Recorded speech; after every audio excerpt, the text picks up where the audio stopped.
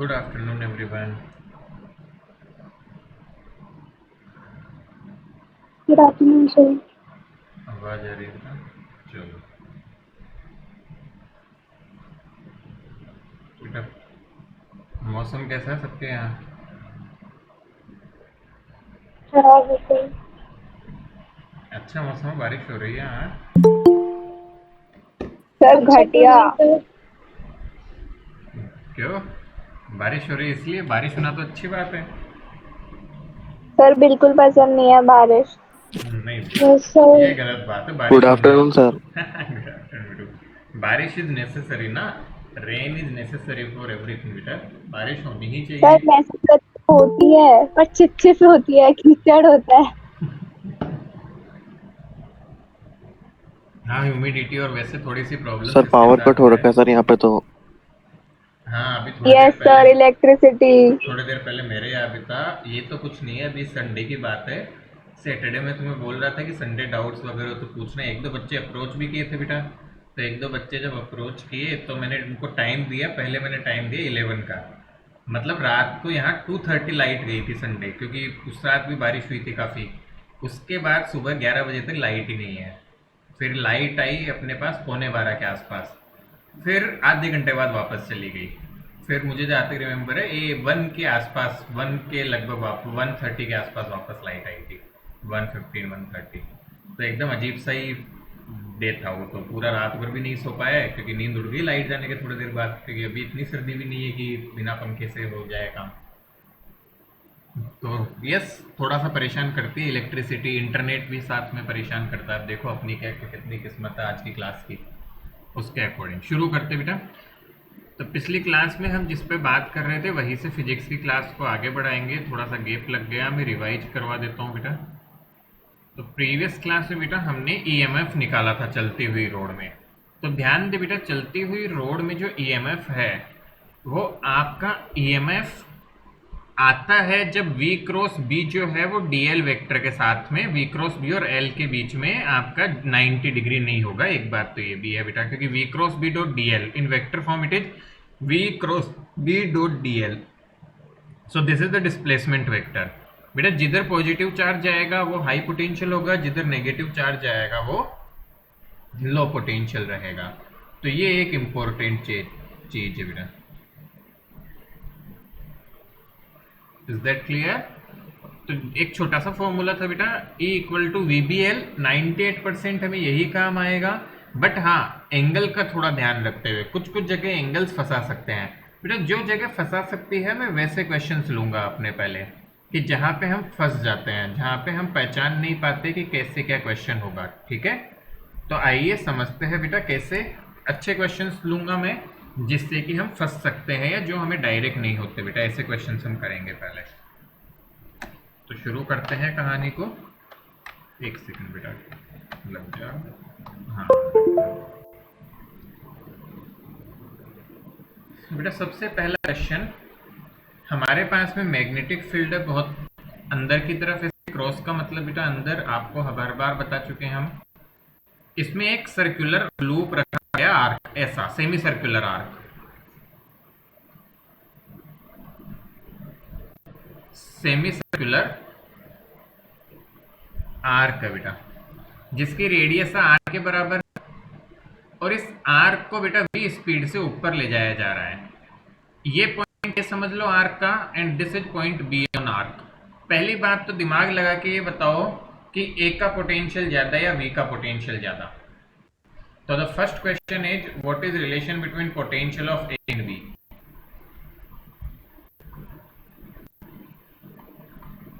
कैसे देखते हैं? चिंता मत करो, सब कुछ वापस रिपीट करूंगा। इस क्वेश्चन के थ्रू पूरी प्रोसेस वापस रिपीट हो जाएगी। 4 options. Which is at higher potential?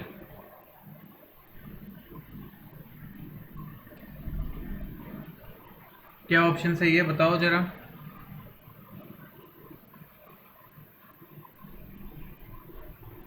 बेटा स्क्रीन वगैरह दिख रही है ना तुम लोग? ऐसे कैसे बात करो, गलत ही तो होगा, आंसर तो करे कम यस से सर। कम बेटा।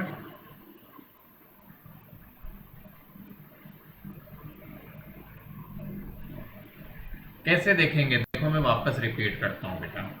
आप सोचो यदि यहाँ इलेक्ट्रॉन होता और वो इलेक्ट्रॉन यदि इस मैग्नेटिक फील्ड में ऊपर जा रहा होता बेटा, सॉरी ये क्या हो गया, अरे वो इलेक्ट्रॉन यदि ऊपर जा रहा मैग्नेटिक फील्ड में तो उस पर किधर फोर्स लगता, सोचो जरा। तो बेटा इलेक्ट्रॉन पे मतलब पॉजिटिव चार्ज समझो तुम, पॉजिटिव चार्ज मान लो कोई भी, तो जिधर पॉजिटिव चार्ज होगा उधर हाई पोटेंशियल होगा। देखो जिधर पॉजिटिव चार्ज जाएगा उधर हाई पोटेंशियल होगा। बेटा पॉजिटिव चार्ज पे V क्रॉस B, तो V क्रॉस B से मैग्नेटिक फोर्स आया इस तरफ, बोलो आएगा कि नहीं? Yes sir. तो किधर जाएगा पॉजिटिव चार्ज? A की तरफ। तो नेगेटिव चार्ज B की तरफ जाएंगे, तो कौन सा पॉइंट हाई पोटेंशियल का हो गया? Option A is true, VA greater than VB। अब आपसे पूछा जाएगा फाइंड VA माइनस VB, ये बताओ कितना होगा जरा बताएं।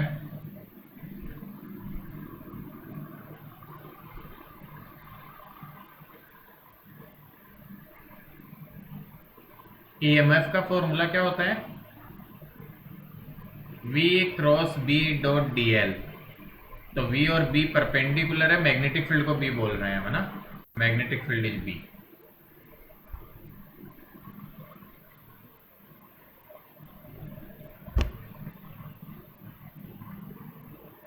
बेटा क्या दिक्कत आ रही है? प्लीज रिस्पॉन्ड करें, गलत ही रिस्पॉन्ड करें, हम कुछ तो बोले।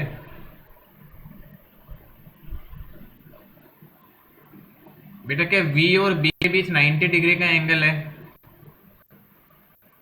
EMF का फॉर्मूला Yes, होता है V cross B dot DL। V और B के बीच 90 का डिग्री है, this can be open as VB sin 90। अब ये जो भी आएगा इसका डॉट प्रोडक्ट इसके साथ लेना है, इसको भी ओपन कर दो, इंटू DL इंटू कॉस। अब बेटा इन दोनों का जो प्रोडक्ट है वो इस तरफ आ रहा है और लेंथ इस तरफ है, तो इनके बीच में 0 डिग्री का एंगल हो रहा है एक तरह से, 0 या 180, तो वो कोई डिफरेंस नहीं लाएगा, तो cos 0।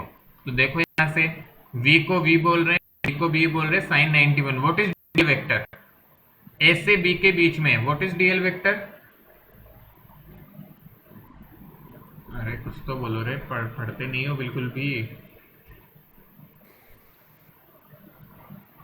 नजर आ रहा है कि स्क्रीन पे कुछ? yes, तो आप बता यस दो sir, DL displacement vector DL कितना होगा? 2R 2R into 1।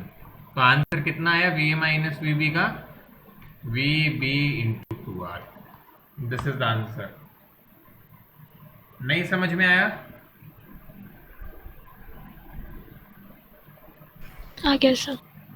बेटा देखो एक टिपिकल क्वेश्चन है, बेकार क्वेश्चन कोई भी कर देगा। आपको ये कोई क्वेश्चन हो, मैंने एक रोड दे दी और उस पर व्हील स्पीड चला दिया, VBL आंसर लिख दोगे तुम? वो तो सभी कर देंगे डायरेक्ट फॉर्मूला लगाने वाले क्वेश्चन तो, बट यहाँ थोड़ा दिमाग कहाँ लगा? दिमाग लगा ये L निकालने में कि 2R होगा ये। अरे कुछ आ रहा है तुम लोगों को या नहीं आ रहा? हाँ ना? रिपीट कर दो एक बार। हे भगवान।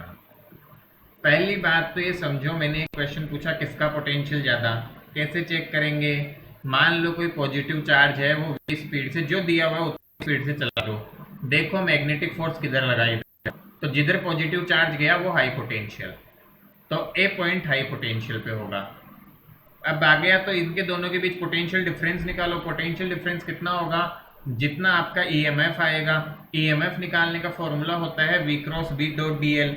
V और B एक दूसरे के परपेंडिकुलर है, साफ दिख रहा है, ये अंदर जाता हुआ ये ऐसा है, तो VB sin 90 DL। अच्छा V क्रॉस B जो आया वो इस तरफ आएगा, देख लो जरा, V क्रॉस B के डायरेक्शन आ रही है इस तरफ, तो V क्रॉस B और DL वेक्टर के बीच में 0 डिग्री एंगल हो गया, क्योंकि लेंथ भी इस तरफ है और VB ये फोर्स या वो भी इसी तरफ है, तो इनके बीच का एंगल 0 ले लिया और सोल्व कर लिया।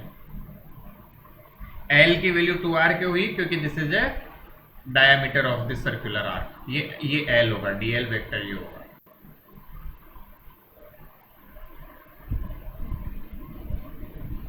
क्वेश्चन नंबर 2 देखते हैं करते हो क्या।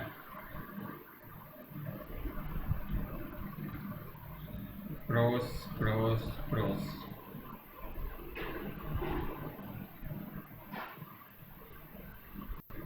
ऐसे भी स्पीड से चलाया जा रहा है एक एल लेंथ की रोड को। आपको बताना है वही point number A, point number B. Option number 1 V A greater than V B, option number 2 V A equal to V B, option number 3 तो कोई भी तीन चीजें होगी, तीन में से कोई एक बात तो होगी, ऑप्शन नंबर 4 नन, और हो सकता है आपके लिए नन भी हो जाए। बताए magnetic field B, V speed है, एल लेंथ है, क्या आंसर है?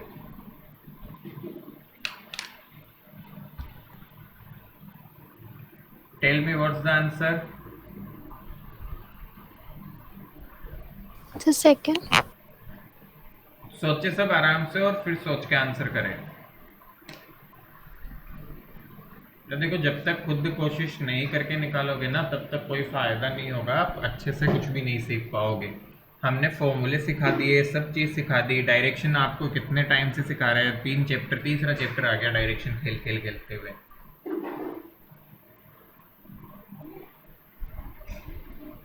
बेटा यदि मैं जेई की सिलेबस की बात करूँ ना तो EMI is the toughest chapter of physics in complete JEE syllabus. But board level पे हम बात करते हैं तो बेटा ये बहुत आसान होता है, बहुत टफ नहीं है। जिसको इससे पहले का चैप्टर थोड़ा भी ढंग से आता है उसके लिए बहुत आसान नहीं है।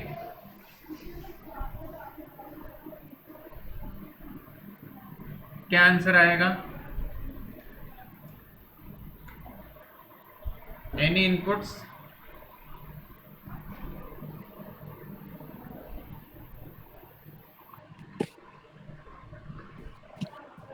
Sir your screen is freeze. ऐसा तो नहीं होना चाहिए, मैं वापस No, भी sir. शेयर कर देता हूँ।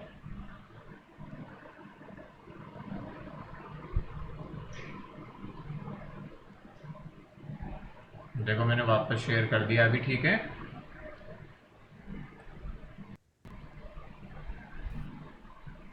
Yes sir. तो बेटा क्या आंसर आएगा बताओ? Option B is correct. कोई एक्सप्लेन कर सकता है क्यों? Actually V A minus V B is equal to 0। तो वी सर क्योंकि ऊपर नीचे फोर्स लग रहा है। नहीं ऐसा तो नहीं कह सकते। हाँ वैसे बात ठीक है, बट फिर भी और कोई एक्सप्लेनेशन? ठीक है, गुड, अच्छा कंसिडरेशन था, फोर्स से बेटा सोचा तो। Anything else? फॉर्मूले से कैसे सोच सकते हो? सर लेंथ के परपेंडिकुलर फोर्स आ रहा बेटा है। वी क्रॉस बी किधर आएगा? वी क्रॉस बी की डायरेक्शन क्या आएगी? देखो पोटेंशियल डिफरेंस होता है V cross B dot D L. तो पहले तो वी क्रॉस बी की डायरेक्शन देखो, वी इधर है, बी अंदर है, तो बेटा वी क्रॉस बी की जो डायरेक्शन आएगी ना, तो वी क्रॉस बी आपका आएगा अपवर्ड डायरेक्शन में। ऐसे सोच लो सभी बच्चे अच्छे से।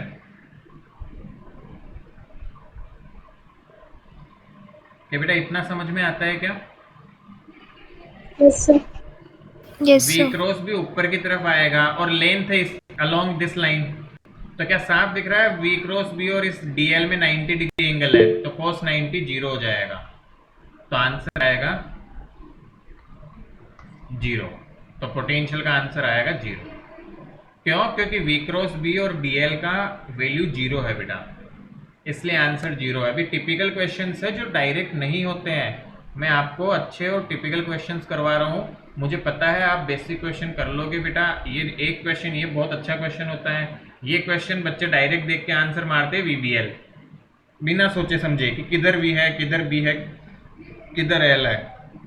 आंख बंद करके भी आंसर नहीं लिखना है बेटा। देखो मैंने तुम्हें बताया था कि 90-95% यही होगा, बट जो 10% नहीं होगा वो मैं तुम्हें करा रहा हूँ। मेरी बात समझ पा रहे हैं सभी? बेटा बात Yes, तो sir. समझ रहे हैं ना? Yes sir. मुझे पता है 90% तो कर दोगे कि वीबीएल लगाना है, वीबीएल डायरेक्ट भी लग जाता है, बट जब नहीं होता वो मैक्सिमम केस में ले लूंगा तुम्हारे, टेंशन मत करो। तो ध्यान में भी देना है कभी। अब ऐसा क्वेश्चन आ जाए, ये ऑब्जेक्टिव क्वेश्चन भी साथ में बना रहा हूँ, देखो बेटा मैं, ये देखो ऑब्जेक्टिव क्वेश्चन बन गया, येलो ऑब्जेक्टिव क्वेश्चन बन गया, और इसी का ऑब्जेक्टिव क्वेश्चन बन सकता था potential difference between A and B equal to 0, 5 volt, इतना वोल्ट, फलाना वोल्ट वैल्यू देके। सेम यहाँ बन सकता है इनकी वैल्यू दे देंगे, बताओ क्या आंसर है। वो ऑब्जेक्टिव बन जाएगा ऑब्जेक्टिव पेपर का। नोट डाउन करो इसे जल्दी से। बेटा देखो डायरेक्शन बहुत इंपॉर्टेंट है, अब तुम्हें एक बात समझ में आ गई होगी और आ भी जानी चाहिए, नहीं भी आई तो अब तक।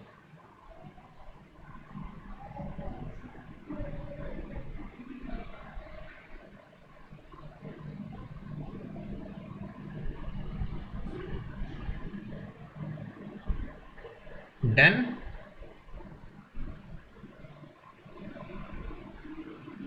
Yes, sir. Yes, sir.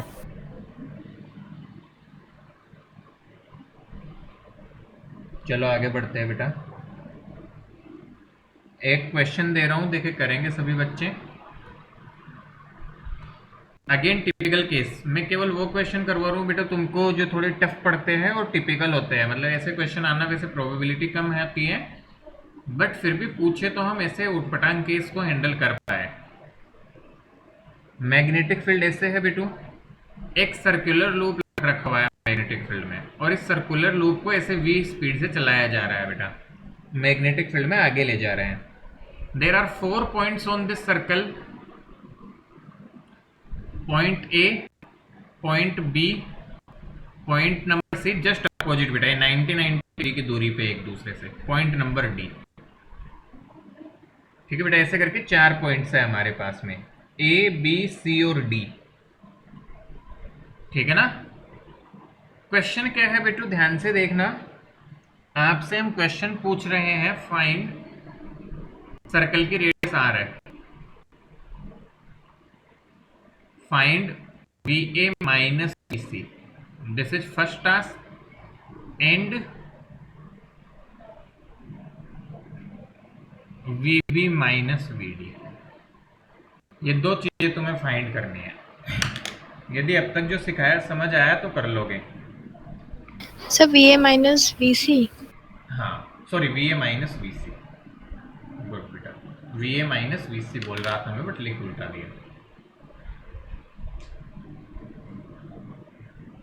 करो जरा, देखें कुछ कर सकते हो तो।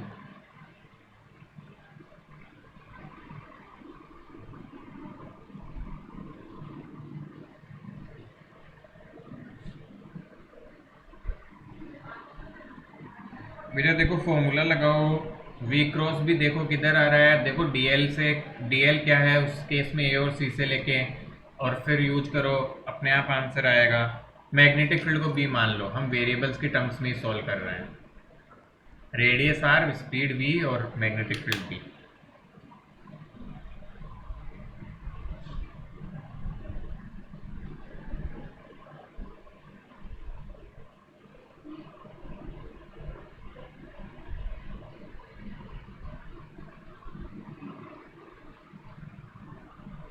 इज इट गुड बेटा?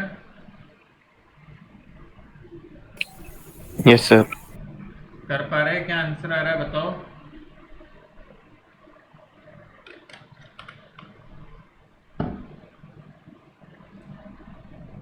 देखो मैं आंसर लिख रहा हूं, मैच करना।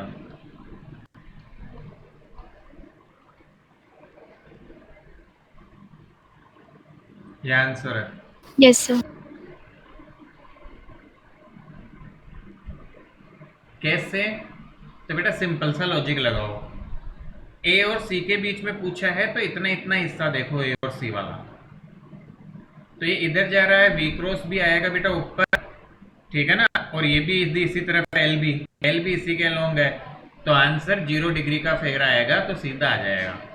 बट बेटा बी और डी वाला पार्ट देखोगे तो कोई भी हिस्सा ले लो रिंग का, डजेंट मैटर, बी और डी के बीच का, तो बी और डी के बीच का पार्ट देखो, इसे कैपिटल डी समझ गए हो बेटा आप। तो इधर बेटा ऊपर की तरफ आ रहा है वी क्रॉस बी, क्योंकि ये भी आगे चल रहा है, और इसके लिए देखोगे तो डीएल वेक्टर इधर आएगा, तो दोनों के बीच में 90 का एंगल आएगा।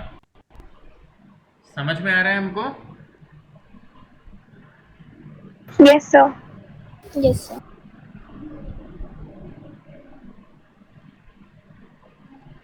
गेटिंग इट ना?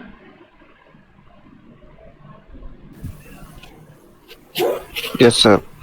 वैसे अब ये सब जेई पूछता है, देखता हूँ थोड़ा भी समझ आया तो तुम आंसर कर पाओगे, but again it's typical. V A minus V B,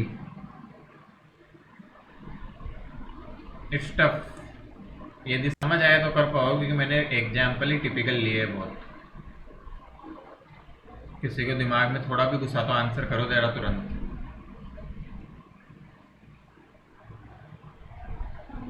ये 90 डिग्री एंगल है।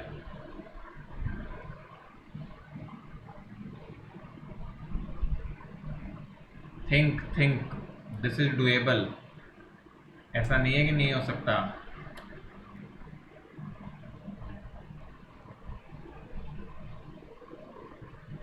क्या लिखूं ब्रैकेट में? कौन बोलेगा? अरे कुछ तो बोल दिया करो रे। 2r लिखूं, r लिखूं या कुछ और लिखूं?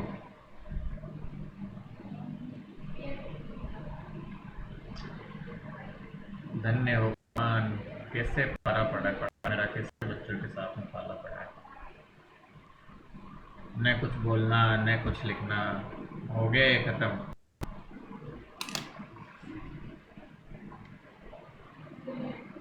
क्या हुआ? ऐसे ना देखो, हो गया एक सवाल। कुछ समझ आया क्या किया?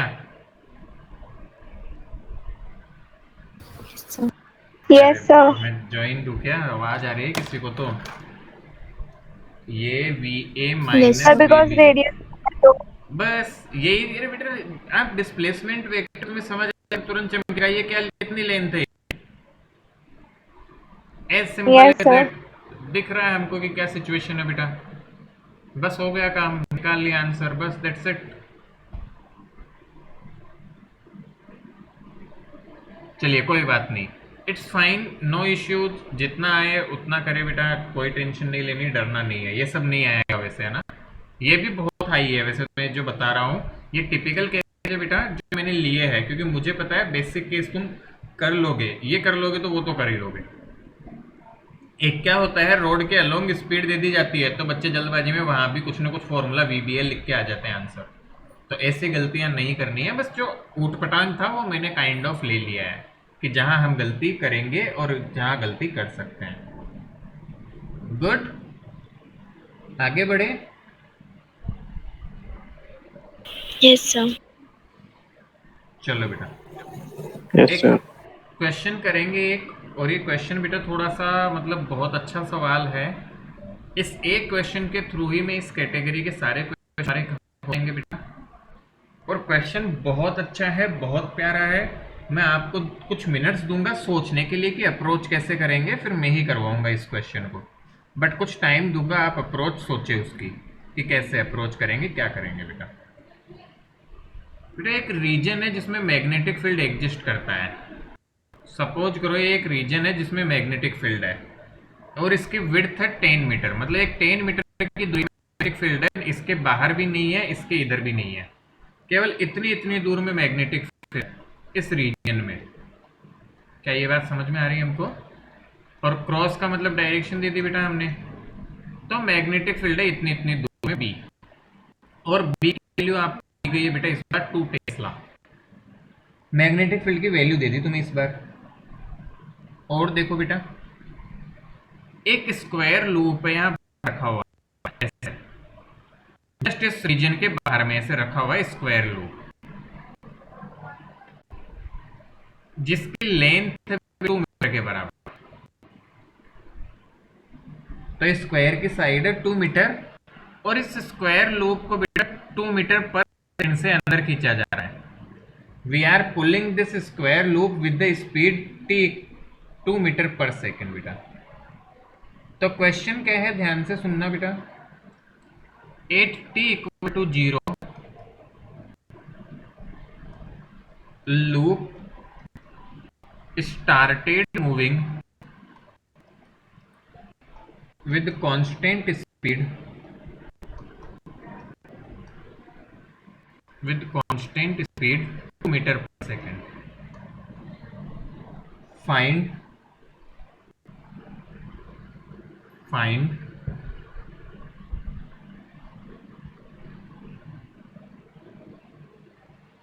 flux EMF E and current I। ठीक है बेटा, ये सब कुछ फाइंड करना है फॉर फॉलोइंग केसेज। ठीक है बेटा, फॉलोइंग केस के लिए सब कुछ फाइंड करो।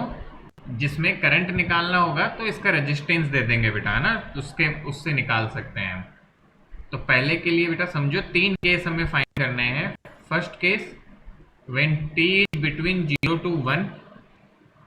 Second case t between 1 to 5। and third case t between 5 to 6। it is any general time t which is between 1 to 2, 2 to 5 और इस तरह से है बेटा। It's a long mind taking one. तो थोड़ा सा दिमाग लगा के बेटा सोचो, पहले सोचो, करवाऊंगा सवाल को मैं, तुम सोचो क्या कर सकते हैं, कैसे अप्रोच कर सकते हो, और बताओ, कुछ डिस्कस करें बेटा, कुछ भी दिमाग में आ रहा है तो, कि कैसे सवाल को करें कि करंट EMF आएगा तो क्यों आएगा, या फ्लक्स आएगा तो क्यों आएगा, कैसे मतलब अप्रोच करोगे, सोचो और बताओ मुझे जरा।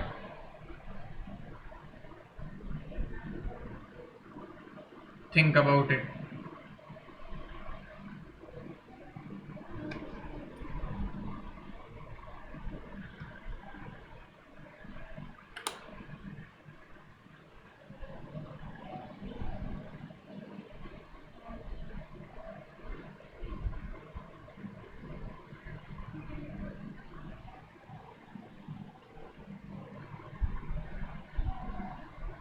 बेटा सोच के बताओ जरा।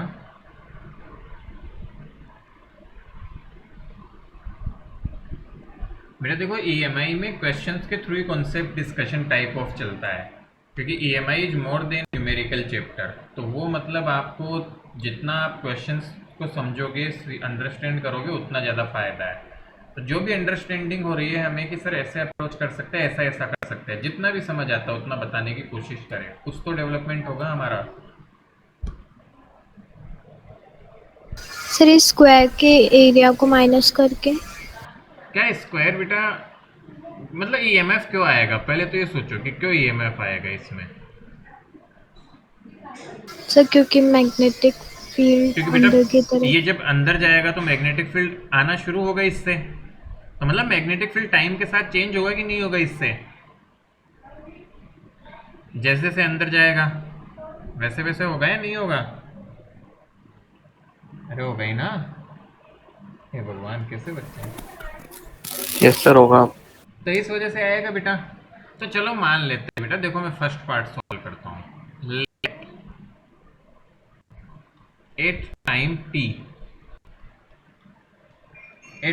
टी क्या सिचुएशन होगी, देखो बेटा टी टाइम में क्या ये थोड़ा सा अंदर घुस चुका होगा इसके दिमाग के, ऐसे।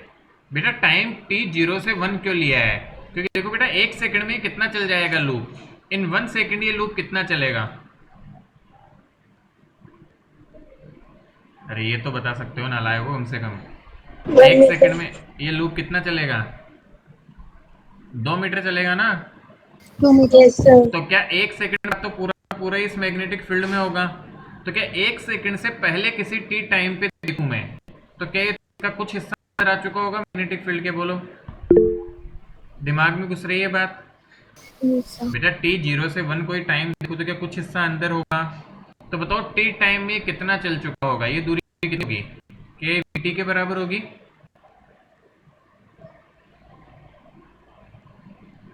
अरे हाँ या ना, S is equal to V T या यू टी, जो भी फॉर्मूला है। So this is equal to 2t। तो बेटा ये 2t लेंथ इसके अंदर होगी वायर की, इस लूप की, किसी जनरल टाइम t पर। तो फ्लक्स बताओ कितना हो जाएगा, फ्लक्स होता है E इंटू A। तो मैग्नेटिक फील्ड कितना है, 2t। 2 टेस्ला बेटा, टेस्ला है, टी टाइम नहीं है ये यस यूनिट सर है। टेस्ला। तो 2 एरिया कितना है, कितना एरिया अंदर है मैग्नेटिक फील्ड के, can I write area as 2 multiply by 2t। 14। सोच ले, अरे बेटा एरिया वही तो है जो मैग्नेटिक फील्ड के अंदर है, यस सर। तो दिस इज इट। तो फ्लक्स कितना आ गया? फ्लक्स आ गया आपका 8t के बराबर। इसके आगे मैं सॉल्व नहीं कर रहा, क्या ईएमएफ निकल जाएगा? D phi D T, yes sir. और करंट हो जाएगा बेटा ईएमएफ अपॉन रेजिस्टेंस, जो भी वैल्यू होगी इसकी। बट क्या इतना समझ में आ रहा है?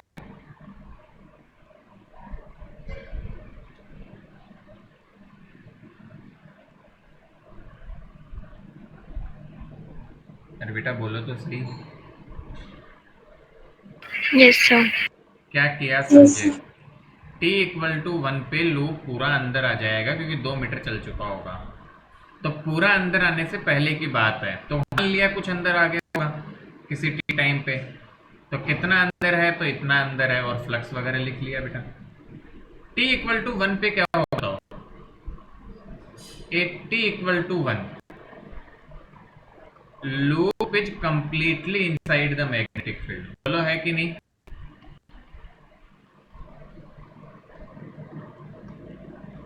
कोई मुझे बताएगा लूप कब बाहर निकलना शुरू करेगा, मतलब कितनी देर अंदर रहेगा? कैन एनीवन टेल मी कि लूप कितनी देर मैग्नेटिक फील्ड के अंदर रहेगा? 5 सेकंड। 5 सेकंड तक। समझ में आता है? अरे 5 सेकंड बाद वापस बाहर निकलने लगेगा। आ रहा है क्या कुछ दिमाग में? ये भगवान, कैसे बच्चे हैं। सर कैसे पता लगा? बेटा ये 10 मीटर है, ये 2 मीटर सेकंड है, तो क्या 5 सेकंड में Yes, ये sir. इस पे आ जाएगा? हे भगवान, क्या होगा मेरा? 4 t 1 to 5, बेटा 1 से 5 के बीच में ये जो लूप है वो यहाँ कहीं होगा, बीच में ही हमेशा। 1 से 5 के बीच में लूप पूरा अंदर रहेगा मैग्नेटिक फील्ड के, रहेगा कि नहीं रहेगा? सोचो एक बार। 1 से 5 के बीच में Yes. This loop will be completely inside magnetic field, और 5 से जैसे ही टाइम आगे हो गया बाहर निकलना शुरू करेगा। तो बेटा फ्लक्स कितना बताओ? B2 एरिया,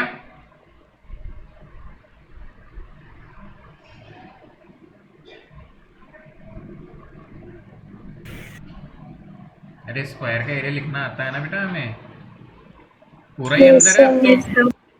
8 EMF कितना होगा?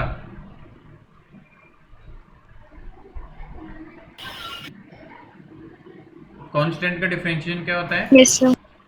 0। 0। थर्ड पार्ट बताओ, क्या करूं थर्ड पार्ट में? 5 सेकंड के बाद क्या होगा इसका? After 5 second what will happen? ये देखो बेटा t इक्वल टू 5 पे क्या होगा? t इक्वल टू 5 पे ये कहानी है, ये लूप जो है वो बाहर जाने के लिए तैयार है t इक्वल टू 5 पे। बोलो है कि नहीं? यस। t इक्वल टू 5 सही तो होगा। अब 5 के बाद मान लो बेटा क्या होगा, किसी टाइम t पर ये कुछ बाहर निकलेगा बेटा।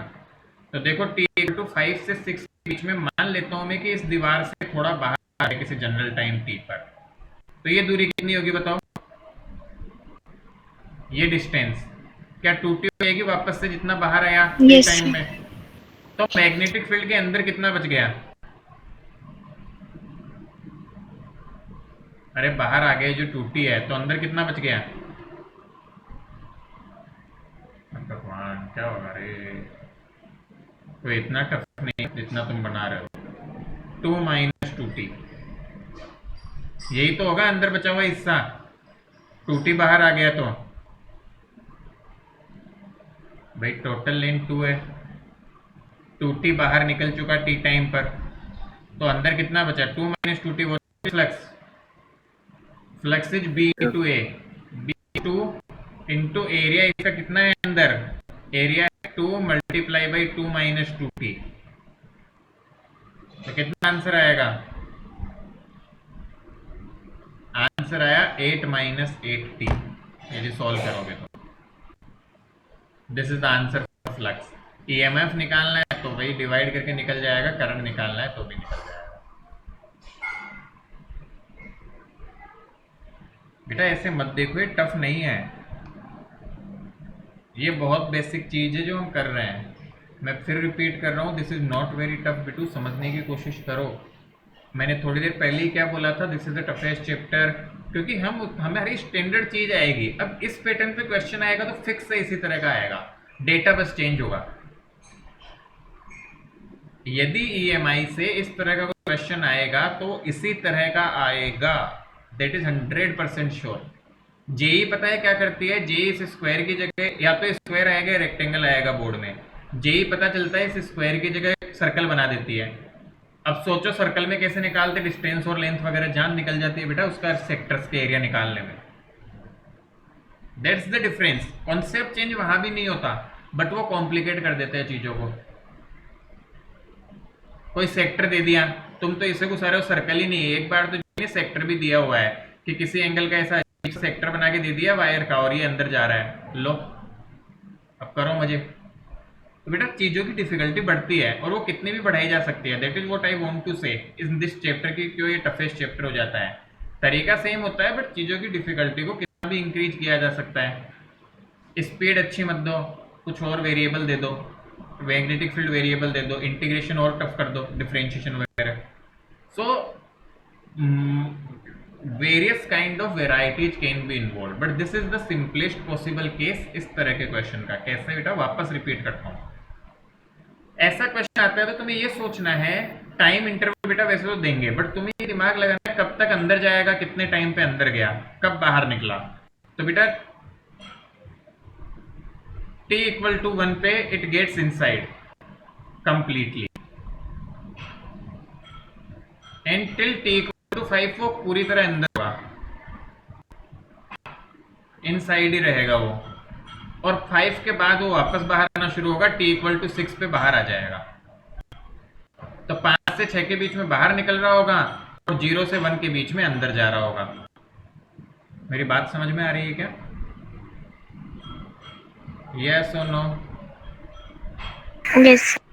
तो बेटा हमने क्या किया, 0 से 1 के बीच में अंदर जा रहा होगा तो थोड़ी अंदर हुआ, तो मान लिया टी टाइम पे थोड़ा बहुत अंदर गया। अब उसकी हेल्प से बेटा हमने इसको आगे उठा लिया कि फिर कितना अंदर गया, तो 2 स्पीड है, किसी टी टाइम पे 2t अंदर गया, लिखा आंसर आ गया, लिखा है आंसर आ गया इस तरह से। तो राइट डाउन करो इसको पूरे सॉल्यूशन को, चलो जल्दी से।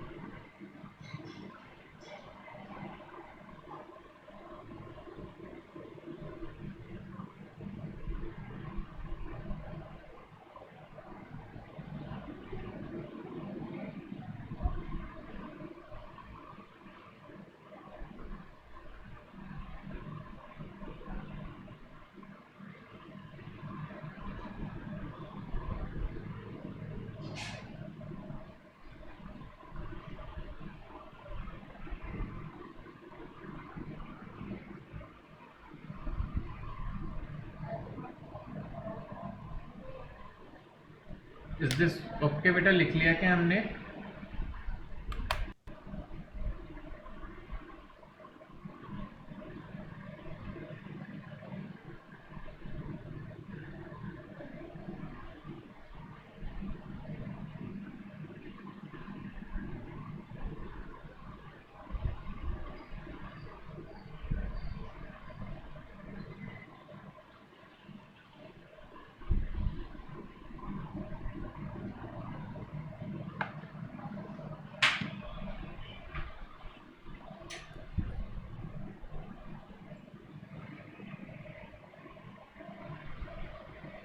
बेटा रिटर्न क्या? Yes no? Yes, sir. See थोड़ा सा सोचो और देखो क्या मैं नया कर रहा हूँ बेटा। नया कुछ नहीं कर रहा है। फ्लक्स होता है भी, ये ईएमएफ होता है d5/dt, होता है बाई आर। अब वैसे देखा जाए तो ये क्वेश्चन पहले ही करवा सकता था मैं आपको, बट मैंने नहीं करवाया। क्यों? क्योंकि थोड़ा सा अच्छे से थोड़ा कॉन्सेप्ट और सीखा और अप्लाई किया हमने। Clear? Yes, sir.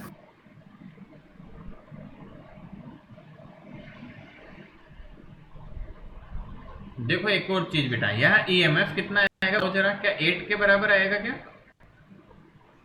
Yes, sir. Yes, sir. हाँ, अब ये ईएमएफ इस तरह से भी निकाल सकते थे कि V cross B D L, तो V2 और L2, तो आंसर 8 आएगा। बट इस केस में बेटा यहाँ फंस जाओगे। V cross B D L जब यहाँ लगाने की कोशिश करेंगे तो मामला गड़बड़ हो जाएगा। तो इसलिए मैंने उस तरीके से नहीं सिखाया कि कंफ्यूजन हो जाओगे, एक ही तरीका फॉलो करना सिखाया। अदरवाइज बुक्स क्या करती है बेटा, इस क्वेश्चन को VBDL से भी ईएमएफ निकाल देते हैं वो। ईएमएफ के लिए they use V cross B dot DL। जैसे यहाँ देखो, यहाँ पे भी मैं लगा सकता था, क्योंकि ये जो स्क्वायर का पार्ट है जो अंदर है, क्योंकि ये तो अलोंग आ गए मैग्नेटिक फील्ड के बेटा, इनमें तो ईएमएफ आएगा नहीं। अभी जो जैसे हमने क्वेश्चन किए तो मैग्नेटिक फील्ड के इससे वेलोसिटी की डायरेक्शन में है, तो केवल इस रोड में आएगा। तो वो हो जाएगा V that is 2, B that is 2 and L that is 2। तो इस केस में बेटा आंसर आया 8। बट वो क्वेश्चन बेटा बच्चों को सिखाते यदि इस तरह, तो बच्चे यहाँ फंस जाते हैं। तो यहाँ भी आंसर तो फिर VBL आना चाहिए था, वो गड़बड़ कर जाता है। अच्छा क्यों नहीं है, इतना डिटेल में अभी नहीं जाऊंगा, नहीं तो पूरा लोगे कि सर क्यों ये फॉर्मूला अप्लाई नहीं कर पा रहे हैं यहाँ। तो जब भी ऐसा कोई क्वेश्चन आता है बेटा अपने, तो जिसमें आपको लूप को यदि अंदर बाहर लेके जा रहे हैं हम मैग्नेटिक फील्ड रीजन से, तो आप यही तरीका यूज करें, हम फाइल वगैरह लिख के सॉल्व करें। हमेशा 100% सही होगा, किसी तरह की कोई मिस्टेक नहीं होगी। और जो VBL वाला तरीका है उससे लूप वगैरह के क्वेश्चन में गलतियां होने के चांस होते हैं, इसलिए वो तरीका मैं आपको सजेस्ट नहीं करूंगा। गुड, लिख लिया हमने ये? Yes, sir. Yes, sir. चलो बेटा आगे बढ़ते हैं। ऐसा एक क्वेश्चन है बेटा, आपके सबके हो गए क्वेश्चन, अपने एनसीईआरटी में भी है ऐसा एक एग्जाम्पल है बेटा, जिसमें ग्राफ भी बनवाया है उन्होंने। तो एनसीईआरटी का वो एग्जाम्पल आप जरूर करें, और बेटा आईसीएसई में भी होगा बुक में, और यदि नहीं है तो आप एनसीईआरटी का ये एग्जाम्पल कर सकते हैं। सिमिलर क्वेश्चन है एनसीईआरटी में, उन्होंने ग्राफ बनवाया इस डेटा का। तो मैंने तरकीब कैसे बेटा आपको सिखा दिया, तो आप ग्राफ वगैरह सब कुछ बना सकते हैं इनका, ठीक है ना। यदि पूछे तो हम ग्राफ वगैरह ड्रॉ कर सकते हैं, कोई बड़ी बात नहीं है इसमें। एक बार सॉल्व तो करना है कैसे करना है, उसके बाद तो वो क्वेश्चन आप अटेम्प्ट करना। नेक्स्ट देखें,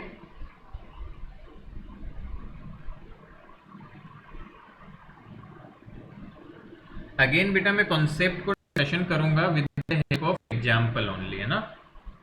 सो एग्जांपल लेते हैं और उसकी तरह से बेटा कॉन्सेप्ट डिस्कशन करेंगे हम।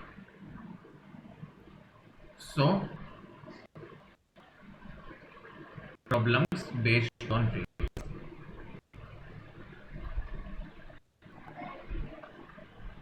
ये क्या भला हुई, तो आओ समझते बेटा, ध्यान से सुनना, क्योंकि लाइक मैंने पहले ही बोल दिया है कि थोड़ा टिपिकल है ये ईएमआई का ये पोर्शन। आज का दिक्कत है, आज का लेक्चर थोड़ा भारी है क्योंकि इसमें मैथमेटिक्स थोड़ी सी इन्वॉल्व है।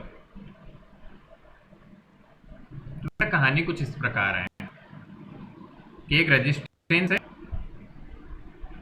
यहाँ पे बेटा हमने क्या किया, कुछ एक स्लाइडिंग रेल्स मतलब स्लाइडिंग कुछ अरेंजमेंट बनाया हुआ है यहाँ पे, जिनको हम रेल की पटरियों की तरह बोल सकते हैं बेटा, कि रेल की पटरियां होती है ना, वैसे थोड़ा सा दूरी पे एक अरेंजमेंट है। और इन पटरियों पे बेटा एक रोड स्लाइड कर सकते हैं, एक रोड को फिक्स किया गया पटरियों से ऐसे। दिस इज अ रोड, ये बेटा एक रोड है जो इन पटरियों पे स्लाइड कर सकती है। तो लेटर V0 स्पीड से शुरू होती है बेटा। सो रोड कैन स्लाइड, ठीक है बेटा। और क्या खास बात है, ये रेल्स है बेटा, इनको हम बोलती होती है फ्रिक्शन लेस, मानते हैं अपने लेवल इतना ज्यादा बेटा नहीं जा सकते, इसलिए फ्रिक्शन लेस रेजिस्टेंस लेस मानते हैं, रेजिस्टेंस लेस बेटा। ऑल राइट, ठीक है। इसका रेजिस्टेंस बेटा हम लेते हैं रोड का। तो रोड की क्या क्या खास बात है? रोड का रेजिस्टेंस है स्मॉल आर, मास है बेटा m, लेंथ इसकी है l। ये रेल्स के बीच की दूरी समझ लो, ये l बराबर है। और इन रेल्स के बीच में बेटा मैग्नेटिक फील्ड है चारों तरफ ऐसे अंदर,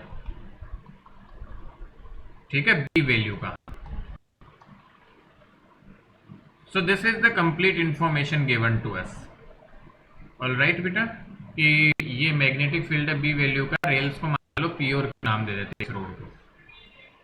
क्वेश्चन है बेटा आपके पास, पहला part, find current in the circuit.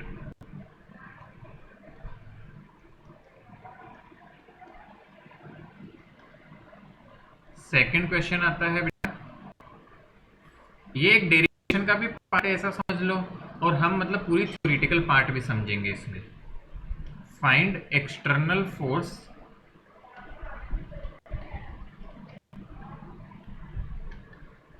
required to keep rod in motion with constant speed। मतलब बेटा हमें कितना फोर्स लगाना पड़ेगा ताकि रोड कांस्टेंट स्पीड से चलती रहे। Third question, find energy lost in form of heat.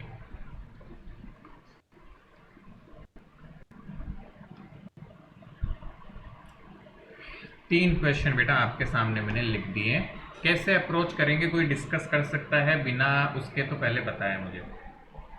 Easy है बहुत, रोड दिया हुआ है, उसका ईएमएफ वगैरह निकालना आता है आपको, तो फिर कैसे करें उसके आगे सोचो और बताओ।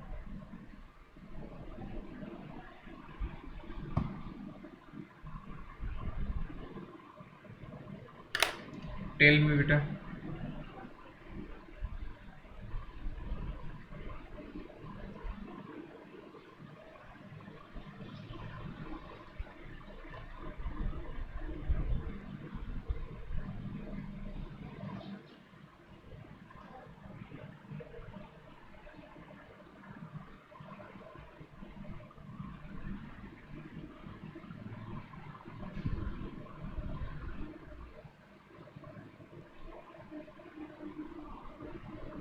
अरे कुछ तो रिप्लाई कर दिया करो।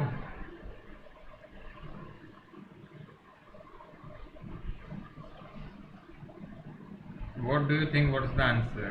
कैसे अप्रोच करें? सर आज तो एकदम कहर ही हो रहा है हम पे। चलो बेटा देखो, रोड v स्पीड से जा रही है, मैग्नेटिक फील्ड है b और लेंथ है l। तो हम सॉल्यूशन करते हैं इसका, देखते जाएं। तो सबसे पहली चीज तो इंड्यूस्ड ईएमएफ आना चाहिए। EMF produced in rod, this is equal to EMF is equal to VBL। This is the V naught, यदि V नॉट हमने बोली है तो V नॉट इंटू BL। तो बेटा एक इक्विवेलेंट सर्किट बना लेते हैं। देखो अच्छा, कौन सा साइड हायर पोटेंशियल पे होगा, P या Q?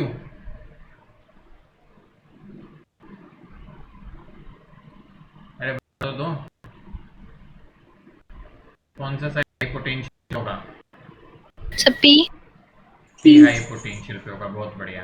तो बेटा E equal to V naught BL की बैटरी लगा दी, इसका रेजिस्टेंस R ले लिया और रेजिस्टेंस R और दिया हुआ है हमें। तो करंट ऐसे फ्लो करेगा, देखो करेगा कि नहीं? अरे करेगा ना? Yes sir. Yes sir. कितना होगा करंट इस सर्किट में? तो बेटा करंट की वैल्यू आएगी E/R प्लस R। तो करंट का आंसर आ गया आपका V not BL/R plus R। अब ये देखो करंट आना चाहिए। तो पहला पार्ट डन। यही तो पूछा गया हमसे। हाँ या नहीं?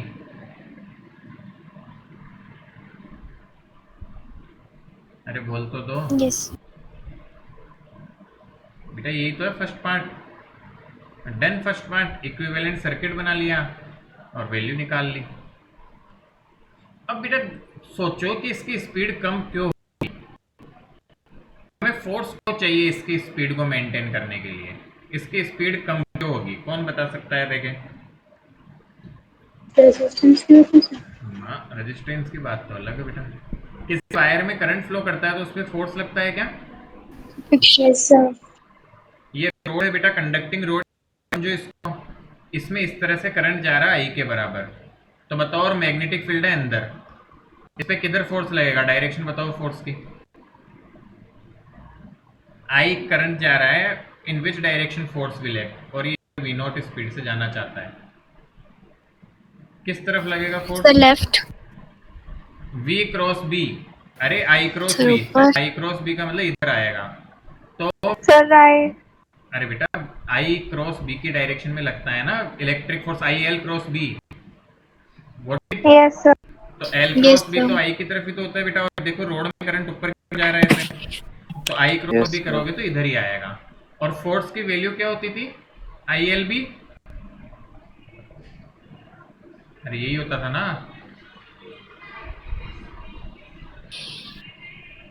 हाँ या Yes, नहीं? sir. तो ध्यान से समझो बेटा, तो इस रोड के अपोजिट, रोड के मोशन के अपोजिट एक फोर्स लग रहा है आई एल बी। तो क्या हमें रोड की स्पीड को ही घटाएगा कि नहीं घटाएगा? अरे ऑब्वियस सी बात है, अपोजिट फोर्स है तो घटाएगा। Yes, sir. बट हम चाहते हैं कि कांस्टेंट स्पीड से चले, तो क्या हमें इसके अपोजिट फोर्स लगाना पड़ेगा? और कितना लगाना पड़ेगा? कांस्टेंट स्पीड तब होती है जब नेट फोर्स जीरो हो जाए। तो what we can say, F external should be equal to force acting on rod. और फोर्स कितना लग रहा है रोड पे? तो वो आंसर आ जाएगा बेटा I L B. I L B current के लिए आगे लाके रख दो, तो बेटा वैल्यू क्या आ जाएगी? तो करंट ये रखो तो एल बी का स्क्वायर हो जाएगा, V not B square L square upon R plus R. This is the answer of external force required. सोच ले, अच्छे से देख ले, समझ ले, और फिर बात करेंगे बेटा।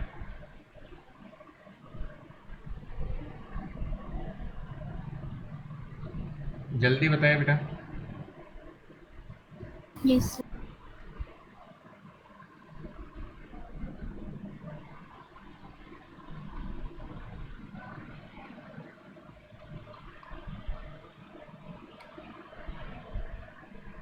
अगेन रिपीट करता हूं, क्या किया सर? ईएमएफ करंट पूछा था तो पहले तो ईएमएफ निकाल लिया रोड में, उसका इक्विवेलेंट सर्किट बना लिया जो पहले लेक्चर में सीखा था कैसे क्या करना है। करंट निकाल लिया। अब इसकी स्पीड क्यों धीरे होगी? तो करंट कैरिंग वायर पे फोर्स लगता है, तो इस पे फोर्स लगा आई एल बी, तो इसको एक डिक्रीज करेगा, उल्टा लग रहा है, तो उसको कांस्टेंट चलाने के लिए इसके अपोजिट फोर्स लगाना पड़ेगा, एंड दैट इज दिस। कुछ जा रहा है क्या दिमाग में?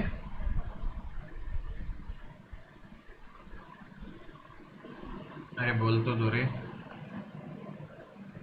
ऐसे Yes, sir. परेशान ना हो।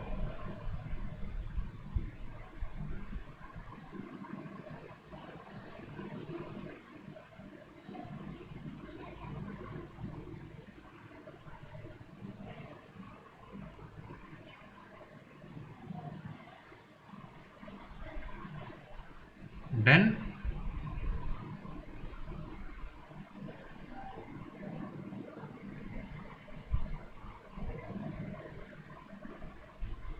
लिख लिया बेटा? लिख लो इसको, फिर आगे चलते हैं।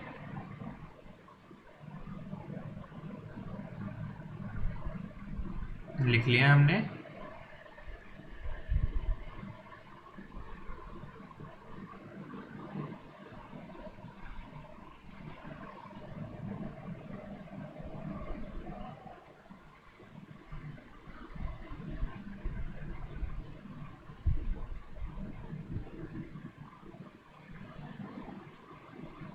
बोलो बेटा जल्दी से। Yes.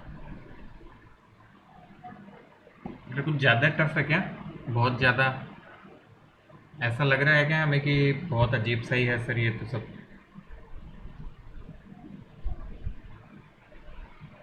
सिर्फ हफ्ते तो आप ऑफलाइन करवा लेना ना, एक हफ्ते बाद तो खोल ही अरे रहे हो। नहीं, मैं बोल रहा हूँ ये ज़्यादा टफ लग रहा है क्या? है नहीं बेटा, देखो ये तो मतलब मुझे लग रहा है इतना टफ नहीं है, बस समझने की बात है ये। तुम्हें लग रहा है ऐसा कि टफ है ज़्यादा? Yes, sir. No, sir. Yes sir. Mixed response. अरे कोई ना बेटा, अपन बाद में वो दोबारा और कर लेंगे, तुम चिंता मत करो, ऐसा डरो मत। बट थोड़ा तो समझ आ रहा है क्या? थोड़ा थोड़ा सा तो यस सर। मतलब सर जैसे ऑफलाइन क्लास कब से है? बेटा अभी तो देखो, जब तक कुछ आता नहीं तब तक तो क्या ही बताऊं मैं। अब गवर्नमेंट के खुद के अलग अलग वो चल रहे हैं विचार। What I think they sir should पर कुछ स्टार्ट। इंस्टीट्यूशंस तो खुल गए। बेटा अब वही है, यस सर। चल रहा है मतलब अलग तरीके से। तो अब इतने दिन वेट किया तो मेरे ख्याल से 5-7 दिन और करने में कोई बुरी बात नहीं है। दिक्कत ये है ना बेटा, फिर जितना यस सर। वो फिर चालान बनाने वाले पहुंच जाते हैं तो वो फिर कितना ही बना सकते हैं। तो वो बात है ना, तो हम जितना सोचे नहीं उससे ज़्यादा प्रॉब्लम इकट्ठी हो जाती है। एनीवे से इतने ऐसी कोई दिक्कत है नहीं अपनी तो, बट फिर भी हमें थोड़ा सा दिन और वेट करते हैं, नहीं तो we will also try to start as soon as possible, है ना। Just we are waiting for some response. Anyway, तो हम कहाँ पे थे बेटा? हाँ, तो ये छोटी छोटी सी चीज़ें हैं बेटा, ऐसा कोई टेंशन मत लो, ऐसा डरो मत। सिर्फ बेसिक ही तो कर रहा हूँ मैं, देखा जाए तो। बैटरी बना दी, ये निकालना तुम्हें बताया अभी थोड़ी देर पहले। और ये फिर करंट का पार्ट है कि करंट कैसे आएगी, तो E M F upon total resistance, series में तो जुड़ा हुआ है सब कुछ, करंट आ गया। फोर्स निकालना पिछले चैप्टर में सीखा था, फोर्स आ गया। अब बेटा अब कितनी छोटी चीज पूछ रहा हूँ, find energy lost in form of heat. तो बेटा energy lost in form of heat, heat का फॉर्मूला क्या होता है? रेजिस्टेंस में ही तो होगी, और कैसे होगी हीट लॉस? क्या होता है बताओ हीट का फॉर्मूला? करंट इलेक्ट्रिसिटी से गलती से याद है तो हमें यही होता है क्या? Yes sir. V R square by T. Hmm, yes sir, बहुत फॉर्म्स होती है इसकी। हाँ, तो यही तो वैल्यू होती है। तो बेटा रेजिस्टेंस में तो हीट डेवलप होगी अपने बाहर, तो बस आई स्क्वायर आर टी, आई की वैल्यू रख देना, हाँ हीट आ जाएगा। समझ आ रहा है हमको? Yes sir. है ना। तो ये बेटा हो गया हीट। अच्छा, आर इक्विवेलेंट आएगा, है ना, दोनों रेजिस्टेंस में डिसिपेटेड होगी। तो आर में गड़बड़ ना लिखूँ, छोटी मोटी गलतियाँ हो जाती है। तो I square R plus R into T. तो बेटा एक पार्ट और आता है इसका, ये डेरिवेशन भी पूछा जाता है, ध्यान से देखना, this is very very important. Prove that energy is conserved in the whole process, in the whole process of motion on reels। बेटा एनर्जी कंजर्व है किसी न किसी वे में, ये प्रूव करना होता है हमें। बेटा इसकी इनडायरेक्ट वे में देखो कैसे प्रूव होगा, समझना। बेटा साफ दिख रहा है एनर्जी हीट की फॉर्म में जा रही है, बोलो जा रही है कि नहीं जा रही? बेटा मानते हैं हम सब इस बात को कि energy is getting out in the form of heat. तो ये जो एनर्जी का लॉस हो रहा है, क्या ये जितना एनर्जी लॉस हो रहा है उतने एनर्जी कोई बाहर से भी प्रोवाइड कर रहा होगा? Yes sir. तभी तो मेंटेन रह रही है स्पीड। तो बाहर से कौन प्रोवाइड कर रहा है? दिस इज एक्सटर्नल फोर्स जो लग रहा है बेटा, वो प्रोवाइड कर रहा है बाहर से। तो हमें किसी तरह ये प्रूफ करना है इनडायरेक्टली बेटा। एक्चुअल टू प्रूव क्या है, प्रूव करना है बेटा पावर कंज्यूम्ड और power lost in circuit is equal to power supply by external agent. यदि हम ये प्रूफ कर दें, क्योंकि बेटा और कहीं तो एनर्जी जान रही, तो जितनी एनर्जी यदि लो कर रहा है सर्किट में, उतनी पावर यदि एक्सटर्नल एक्सटर्नल एजेंट सप्लाई कर रहा है, यदि हम ये प्रूव, तो क्या एनर्जी कंजर्वेशन प्रूव हो जाएगा? Yes sir.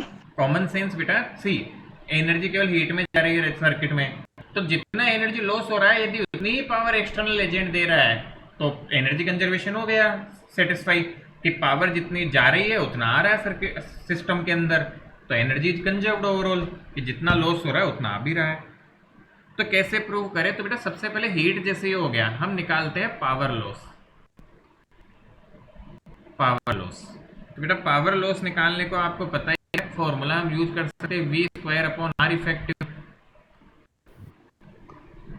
So this is equal to V0 B0 L का whole square upon R plus R। मैंने V²/R फॉर्मूला यूज कर लिया पावर लॉस के लिए। So this is equal to, आप चाहे तो कोई सा भी फॉर्मूला लगाओ, V0 B0, अच्छा B0 लिख दिया, ठीक है समझ जाओगे आप, L² upon R plus R।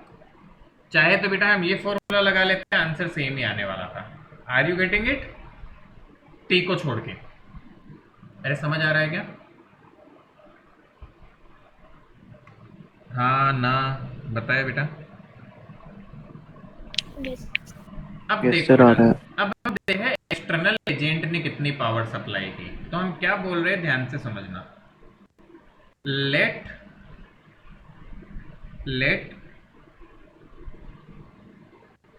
external agent move the rod by displacement delta x in time t। मान लो बेटा कि वो डेल्टा एक्स दूर चलाता है रोड को टी टाइम में, ठीक है, समझना बात को बेटा, कि टी टाइम में वो डेल्टा एक्स दूर लेके गया रोड को चला के। तो वर्क डन कैसे लिख सकता हूं बताओ? Work done by external agent, tell me. क्या बेटा work done by external agent हो जाएगा F into displacement, force into displacement. Yes sir. This is F into delta X. Force की वैल्यू कितनी थी पीछे देखो बेटा, फोर्स की वैल्यू थी V0 B²L² upon R plus R। तो V0 B²L² upon R plus R into delta x. बेटा पावर क्या होती है? पावर सप्लाइड बाई फोर्स, कि फोर्स ने, एक्सटर्नल एजेंट ने कितनी पावर दी, तो कहना है power is equal to W upon, अरे पावर वर्क अपॉन टाइम ही तो होती है। Yes sir. तो बेटा V0 B²L² upon R plus R delta x upon t. And what is delta x upon t? This is nothing but V। Distance upon time क्या होता है? Velocity. So delta x upon T is nothing but this is velocity. देखो क्या आ गया, V0² B²L² upon R plus R।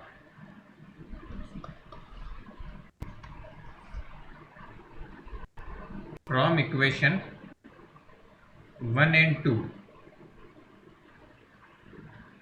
it is clear that energy is conserved। ढंग से देख लो बेटा, जितनी पावर आपका फोर्स प्रोवाइड कर रहा है उतनी की उतनी पावर हीट में लॉस हो रही है। So overall energy conservation is happening here also.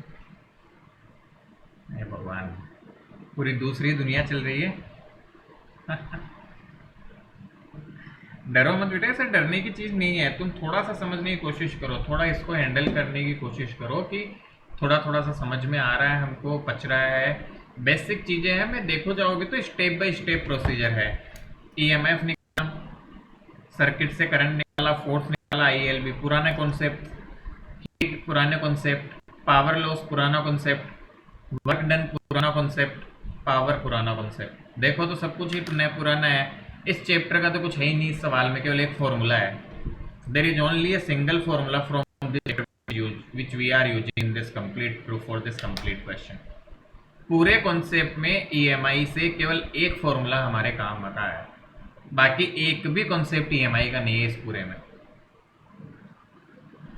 तुम्हारे समझ में आ रही है मैं क्या बोलना चाह रहा हूँ? बेटा पुराने कॉन्सेप्ट जिसको थोड़ा सा भी अच्छा है वो इस क्वेश्चन को बहुत आसानी से कर देगा, बट जिनके पुराने कॉन्सेप्ट्स में थोड़ी सी प्रॉब्लम है उनको थोड़ा दिक्कत आएगा इसमें।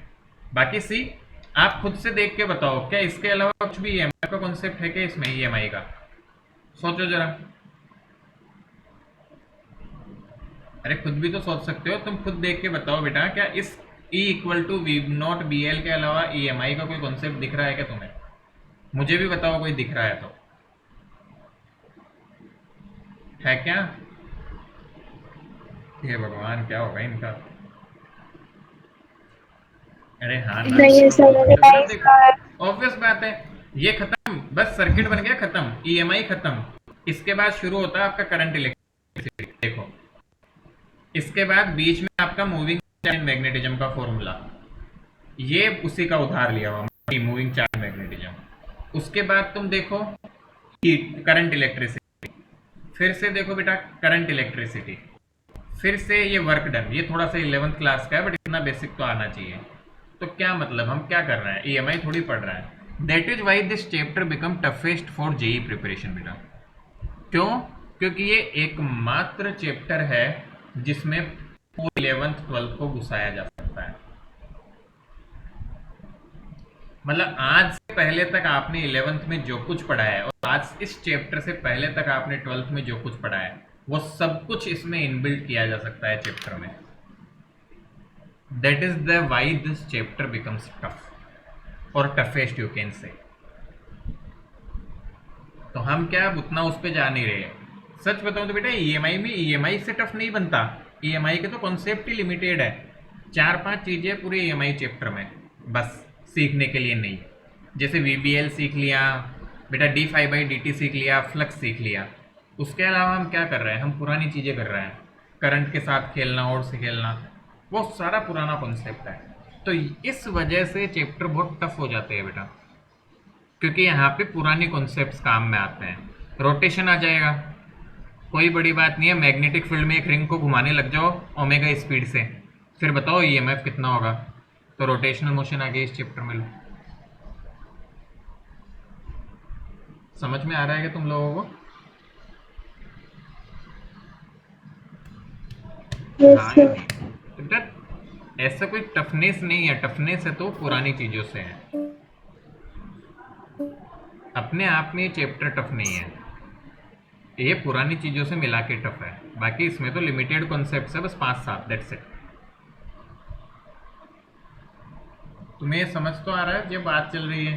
बेटा कभी भी ऐसा कोई आता है कि prove that energy is conserved rails या कोई भी मैग्नेटिक प्रोसेस में, we can take up this example to prove this. Are we good? Yes sir. Yes, sir.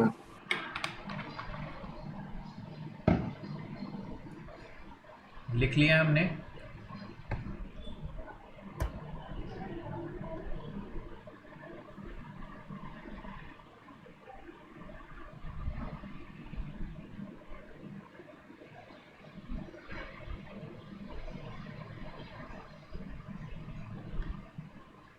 हाँ ना बेटू, इज इट डन? लिख लिया क्या?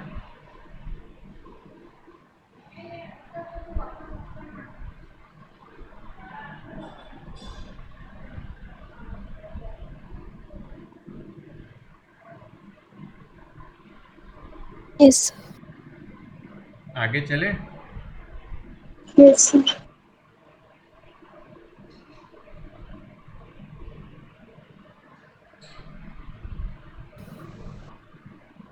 चलो आगे चलते हैं बेटा। So done. गुड बेटा। अच्छा बेटा एक चीज़ और मैं आपसे जानना चाह रहा, जैसे आईसीएसई के बच्चों से बेटा, आपकी मैं जैसे चेक तो करता हूँ बट अभी कुछ क्लियरिटी आई कि एग्जाम पैटर्न या किसी भी चीज़ पे आपके स्कूल से में क्या बोल रहे हैं? नहीं सर, कुछ क्लियरिटी नहीं है। कोई भी अपडेट या कोई क्लियरिटी नहीं है इस पे कि कब क्या कैसे क्या एग्जाम कंडक्ट करेंगे या क्या? नो सर, सब सितंबर में हो रहा है फर्स्ट टर्म। नहीं वैसे टर्म तो ऑफलाइन मोड में। नहीं स्कूल में तो बेटा देखो टर्म कैसे भी हो जाए, बट एक्चुअल मतलब किस तरह से होगा उस पे क्या बोल रहे हैं स्कूल वाले कि वो एनसीईआरटी या सीबीएसई को फॉलो करेंगे नहीं करेंगे, कुछ है नहीं अपडेट उस पे, कुछ नहीं लगता है? सर, उस पे कुछ नहीं। डिफिकल्ट है ये तो बहुत, सर कुछ क्योंकि नहीं बता रहे। बहुत सर प्रॉब्लम है। मतलब सर और मैम की बातें सुन के तो ऐसा ही लग रहा है कि सब कुछ ही आएगा दिसंबर वाले एग्जाम में। नहीं बेटा, क्योंकि देखो ऐसा नहीं होगा।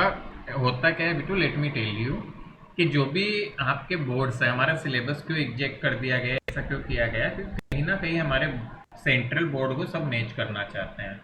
और जैसा कि उन्होंने रिजल्ट का निकाला तो भी सिमिलर क्राइटेरिया निकाला गया, आपके आईसीएसई ने भी सब कुछ सेम से ही चल रहा है। That is why I am thinking एक बार क्लियरिटी हो जाए तो थोड़ा बेटर व्यू आ जाएगा।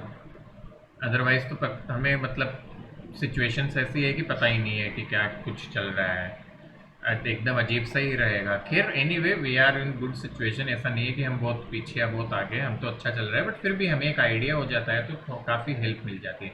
मैं ऐसा क्यों पूछ रहा हूँ बेटा, क्योंकि अकॉर्डिंग टू आरबीएस मतलब सीबीएसई अपना पोर्शन है ना लास्ट वाला, आपसे कल मैंने बुक मंगवाई थी मतलब पेजेस, वो पोर्शन बेटा सीबीएसई ने हटा दिया है। तो ये अपन को आईसीएसई के अकॉर्डिंग ही पढ़ना है, तो हम बेटा मैं एक अलग से आईसीएसई के बच्चों की क्लास ले लूंगा बीच में एक दिन, उस पर कवर करवा दूंगा। Don't worry, we will cover that up, है ना। और पिछले साल तक तो सीबीएसई में भी करवाते थे, बट बेटा क्लियरली उन्होंने हटा दिया है, तो फालतू फिर दोनों का अलग से टाइम लगाने की जरूरत नहीं है इसमें। दैट इज वाई मैं पूछ रहा था यदि क्लियरिटी आ जाती, क्योंकि पिछले साल जो सीबीएसई ने फाइनल रिडक्शन दिया था वो एज पर सीबीएसई था, मतलब वो सब कुछ था सीबीएसई ने हटाया था पिछले साल। Are you getting what I am saying? तो इसलिए मुझे थोड़ा सा कंसर्न है कि यदि सेम चीज होती है कि जो सीबीएसई ने रिड्यूस सिलेबस दिया है वही आईसीएसई मॉडिफाई करता है या आगे देता है, तो इन दैट केस हमें मतलब जो वो चीज पढ़ने की नीड नहीं है, तो फिर हम एक्स्ट्रा टाइम लगाने की नीड नहीं है। तो इसलिए बस मैं पूछ रहा था, मैं कंफर्म कर रहा था।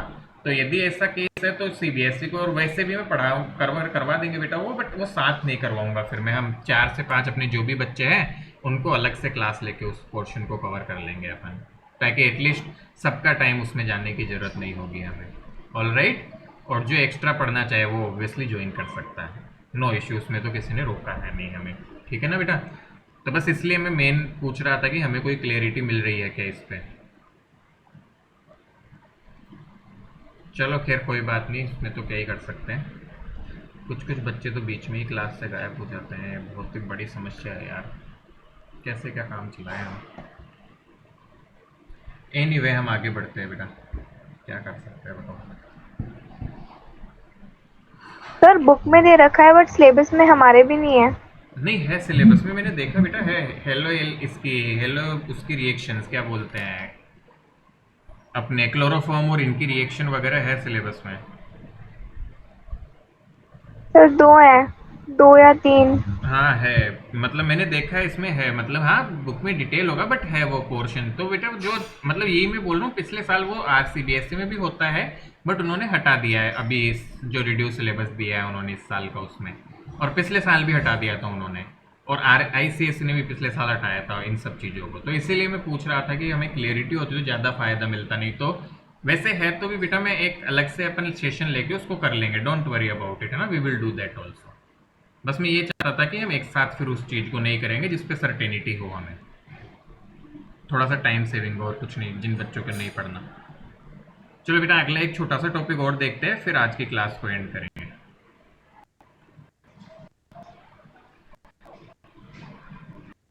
EMF induced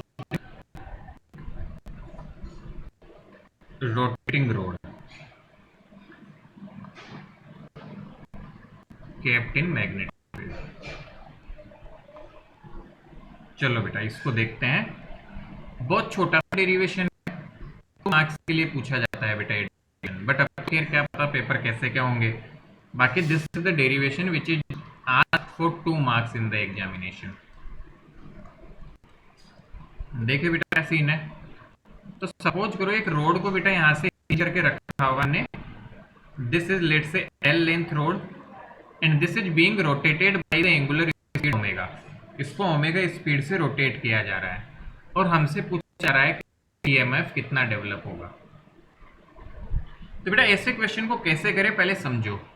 बेटा यदि कोई रोड या कोई ऑब्जेक्ट ओमेगा स्पीड से घूमता है तो उसकी आर दूरी पे कोई भी पॉइंट की, मतलब समझो ये रोड है बेटा, यहाँ से हिंज करके इसको घुमा रहे हैं हम ओमेगा में, तो इसके एक्स दूर के भी पॉइंट की स्पीड होती है v equal to omega x. क्या ये बात समझ पा रहे हैं हम? हाँ या नहीं?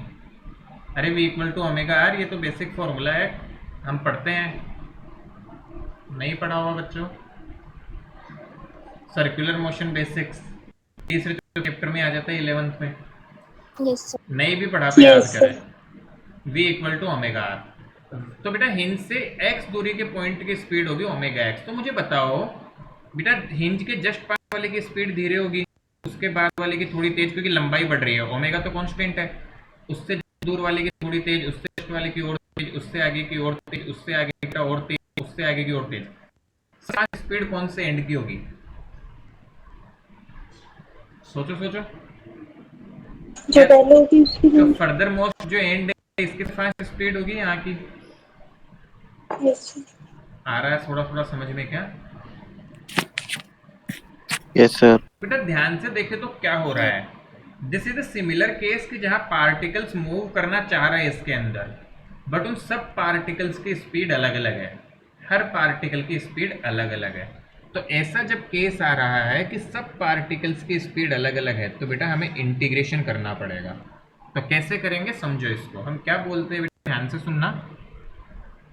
ये हिंज है, एल लेंथ की रोड है बेटा, यहाँ से एक्स दूरी पे जाके हम एक dx लेंथ का एलिमेंट कंसिडर करेंगे जिसकी स्पीड हो जाएगी w v equal to omega x, क्योंकि x दूरी स्पीड होती है ओमेगा एक्स। तो देखो कैसे लिखेंगे, small element of width dx is taken at a distance x from the hinge। इसको हिंज बोला जाता है, जहां से ठोकते हैं ना कील से हम किसी चीज को, उसको हिंज बोलते हैं। ठीक है। Speed of element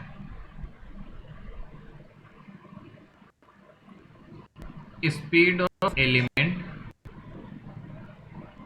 equal to let's say v, this will be equal to omega x। तो बेटा मुझे बताओ EMF कितना होगा एलिमेंट में, बताइए जरा। Small EMF induced in element, formula लगा दो EMF। We are calling it बेटा D, this will be equal to VBL। तो V इज ओमेगा एक्स, इसको बाद में लिख लेंगे, B इज B, और लेंथ कितनी है इस एलिमेंट की, dx। तो बेटा V cross B dot dl, तो VBL ये हो जाएगा अपना बेटा length. So this is equal to omega into x into B into dx। तो बेटा टोटल EMF रोड में कितना हो जाएगा, इंटीग्रेशन करना पड़ेगा। Total EMF E is equal to integration of DE which is equal to integration of omega x b dx। और limit कहां से कहां तक लगेगी, 0 से लेके L तक, क्योंकि पूरी लेंथ तक जाना है। हिंज से x कहां से कहां तक है, इस 0 से लेके L दूरी तक, तो 0 से L तक, 0 से L। ओमेगा और b तो कांस्टेंट है। Integration of x dx 0 to L। What is integration of x, integration of x क्या होता है भगवान, x की पावर n dx।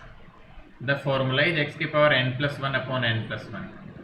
सीखे इन सब चीजों को। तो बेटा ये आ जाएगा x square 2, limit from 0 to L।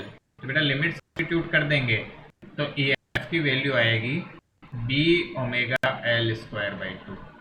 तो ये पूरी मेहनत की, तब हमारे पास आंसर आया, रट्टा मार के रखना है। b omega L square by 2 where L is the distance from hinge।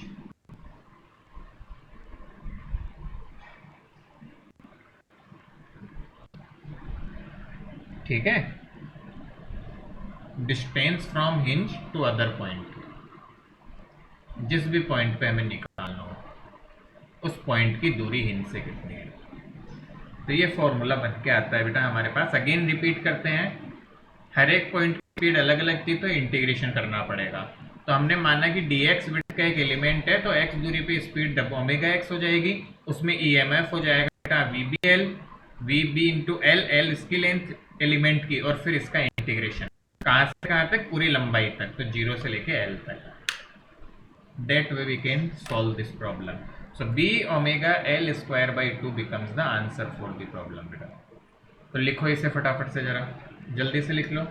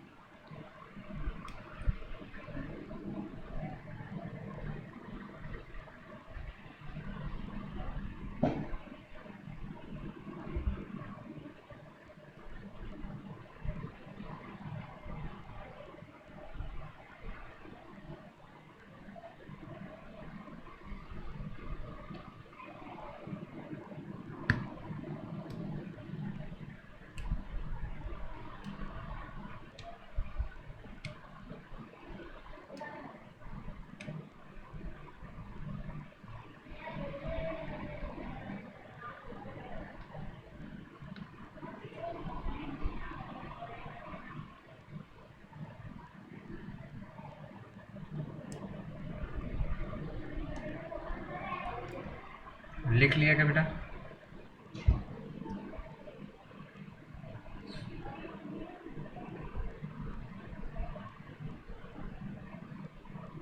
Yes sir. Sure बेटा? Sir, done. फॉर्मूला याद रखना है ये, B omega L square by 2, B omega L square by 2।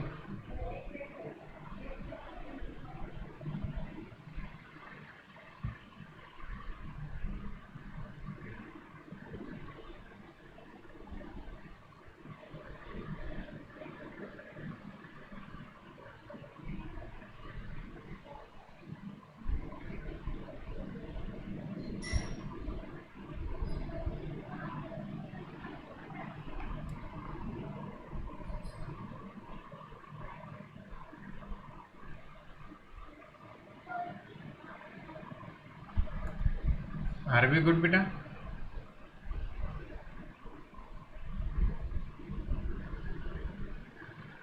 Done? Yes, sir. Yes sir. चलिए, तो बहुत ही अच्छी बात है बेटा। अभी आज के टाइम टेबल में बेटा मैंने एक और क्लास रखी है केमिस्ट्री की भी आपकी, है ना? Yes sir. हाँ, क्यों क्या हुआ? हेवी Sir, हो गया web- क्या? हाँ, क्या कितने सर? बजे? हेवी हो गया क्या आज की क्लास? सर ये फिजिक्स में पुराने कॉन्सेप्ट्स हैं, अगली क्लास, उनको रिकॉल करना। अगली क्लास कितने लोग इंटरेस्टेड है लू में? केमिस्ट्री पढ़ानी है क्या?